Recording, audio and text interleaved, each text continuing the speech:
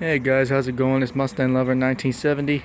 It's going to be a new series about pulling the engine on the 67 Mustang, because I recently found out that flywheel teeth or flex plate teeth are stripped on this car and need to be replaced because I took off one of the flywheel panels or something. All this is metal shavings, plus it just doesn't run right. First of all, let's look at all that.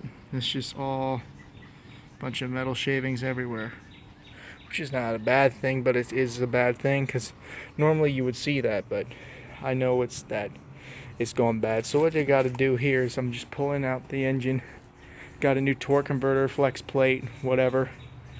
So disconnected everything, power steering, harness wiring, sensors, labeled everything too.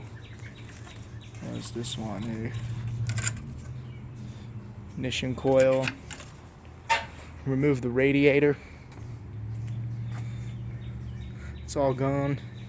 Another good thing about pulling the engine too is that I'm going to replace my rear main seal, I'm going to replace the oil pan gasket, and I'm going to paint the engine blue again, because as you can see it was supposed to be blue. There's a little bit of blue down there. And another good thing about pulling the engine too is that well, here's the biggest problem with this car. Look at this frame rail here, all nice and solid, but if you look at the passenger side, it's worse than the Swiss cheese. It's really in bad shape, and I mean, I'm really attached to this car. I really don't want to get rid of it, and at the same time it's such a good running car that I mean, I feel like I can fix it. Nothing's impossible, guys. So all you had to do is just remove all these coolant lines. Here's more coolant lines, all labeled, vacuum hose. I think this is the to the carb. So all I got to do now, I did actually remove the bell housing bolts too. All I got to do now, tomorrow or some other time, is remove the engine mounts and the starting mounts, because they mount onto the bell housing too. So that's where this car is at right now.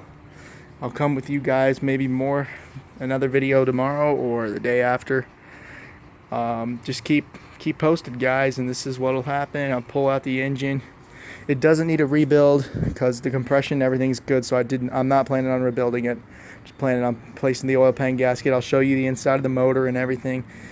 Bell housing, what's inside the torque converter is getting replaced, because stupidly enough the teeth that make the engine start are welded onto the torque converter. So I either could have bought a new ring gear and welded it on the converter, or buy a whole new torque converter with the ring gear. I might as well just spend the extra $100-200 to get a whole new torque converter. I mean, the old one's already 50 years old. It works good, but you know, it's better to have new stuff, especially in this case. So yeah, that's what's up with this. It's gonna be a fun project. So yep, that's it for today. Just remove some hoses, all its corrosion, and I did have a bit of a antifreeze explosion over here, so that was fun cleaning that up and getting that all over my face.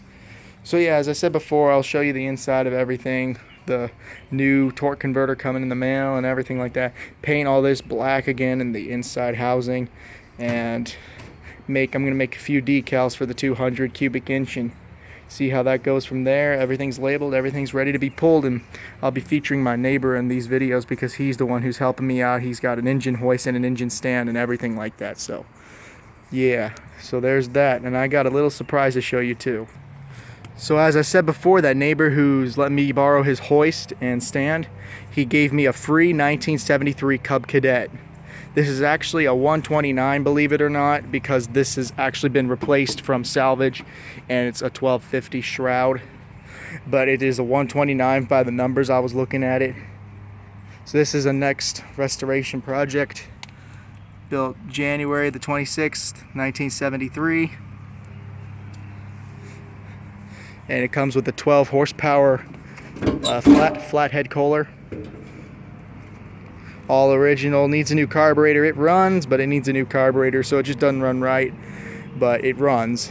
It hasn't been cranked over since 2003, and I cranked it over probably the first time in 16 years, 2 or 3 weeks ago. So yep, this is a surprise.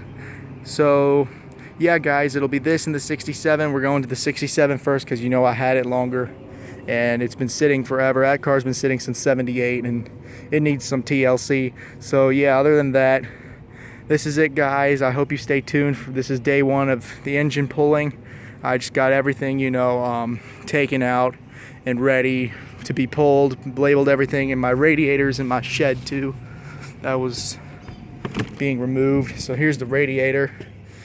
Of course, it's in good shape for being from 1967 actually. It looks really good. I could probably reuse the radiator, but yeah, that's it guys. So I hope everybody, you all have a good day, and special thanks for 100 subscribers guys. I'm really happy. It made my day. I appreciate it. Let's see if we can build that up some more. So everybody, you all have a great day and have a nice one. Bye.